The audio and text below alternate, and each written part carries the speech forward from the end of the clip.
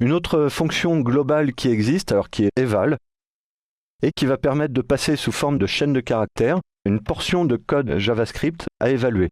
Donc par exemple, si je mets ici alerte texte, voilà, et que je fais exécuter le code, il va me faire le alerte. Donc le eval va prendre en paramètre une chaîne de caractères, va l'évaluer, et l'évaluation va faire fonctionner en fait le code qui est à l'intérieur de la chaîne de caractères. Alors ce eval, on a l'habitude de dire que eval is evil, ou en français que eval c'est le mal.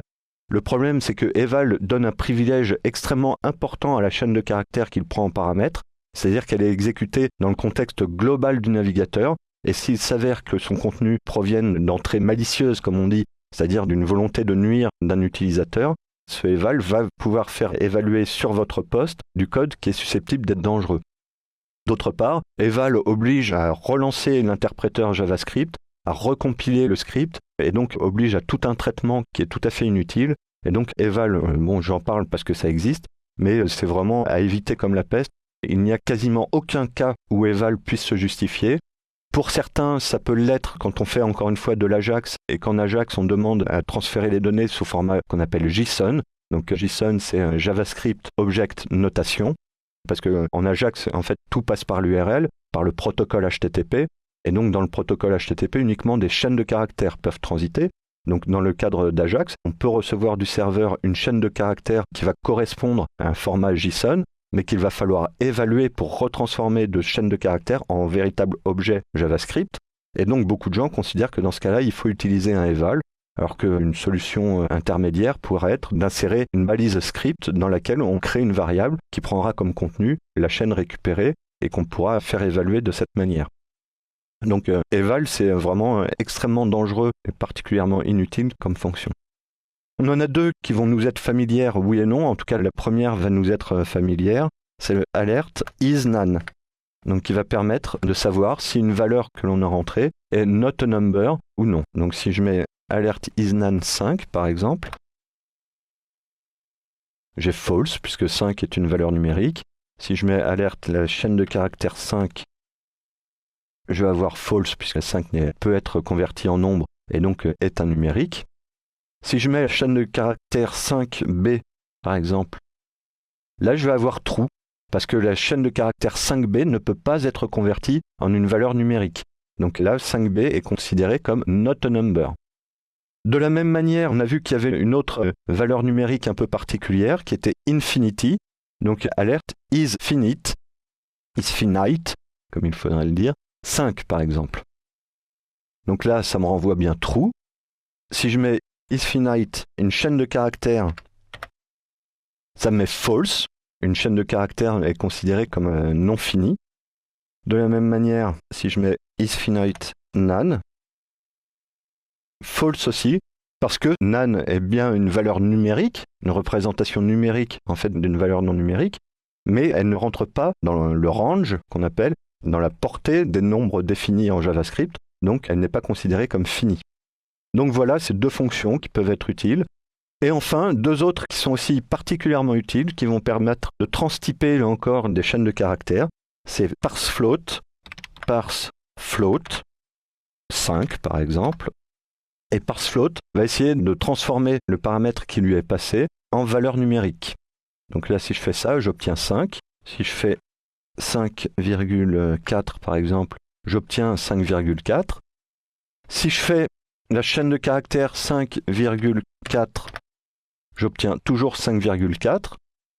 Si je fais 5, mais une vraie virgule, cette fois-ci 4, j'obtiens 5. Alors c'est un peu étonnant comme résultat, mais on va prendre un autre exemple et vous allez voir l'intérêt qu'il y a à passer par parsefloat plutôt que par d'autres systèmes. C'est que si je mets ici des caractères et que je fais parsefloat, j'obtiens encore 5. En fait, parsefloat va prendre donc la chaîne qui lui est passée en paramètre, ou en tout cas son paramètre. Donc une chaîne de caractères, je vous rappelle, a une propriété length. Donc il va parser cette chaîne de caractères, caractère par caractère.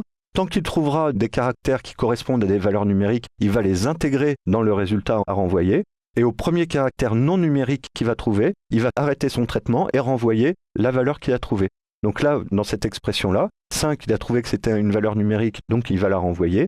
À F, ce n'est plus une valeur numérique, donc il ne la renverra plus.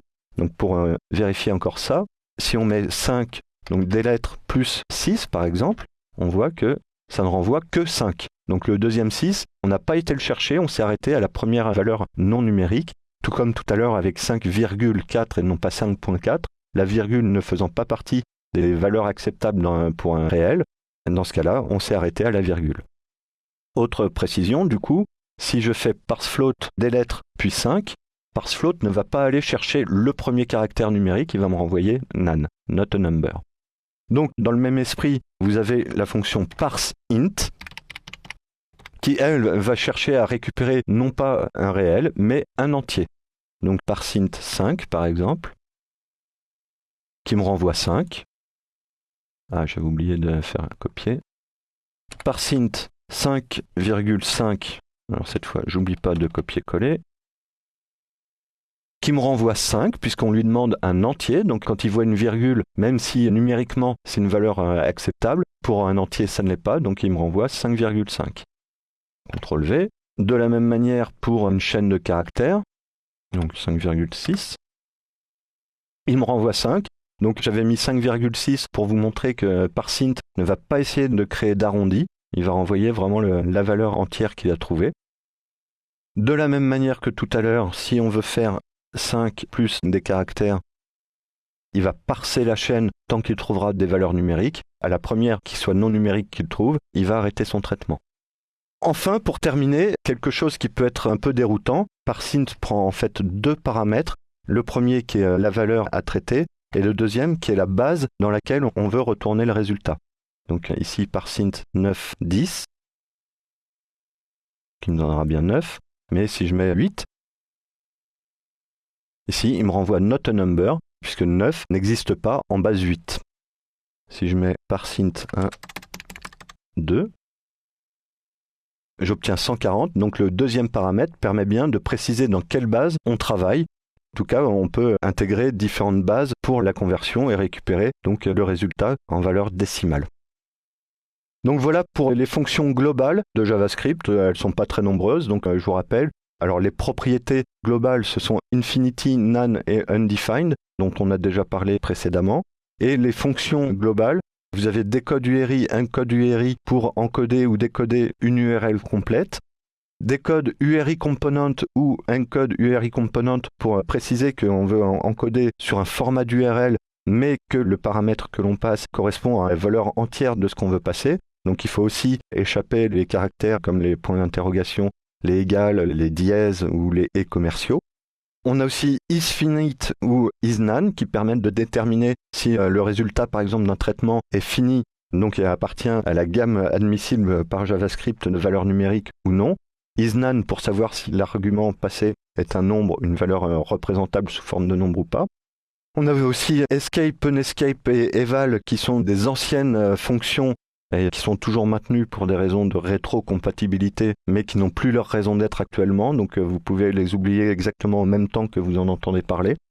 Et enfin, les parsefloat et parseInt, qui sont particulièrement intéressants. Par exemple, quand on veut travailler sur des tarifs, un parsefloat ou un parseInt permettent d'extraire d'une valeur numérique tous les éléments non numériques. Donc ce sont des fonctions relativement utiles et qu'on utilise malgré tout assez souvent. Donc voilà, on en a vraiment terminé pour à la fois les objets globaux de JavaScript et les fonctions globales. On va donc pouvoir maintenant passer à ce qui va être, je pense, le plus intéressant, c'est-à-dire le DOM JavaScript, et en particulier on commencera le chapitre suivant en expliquant ce que c'est que ce fameux DOM, ce modèle objet du document.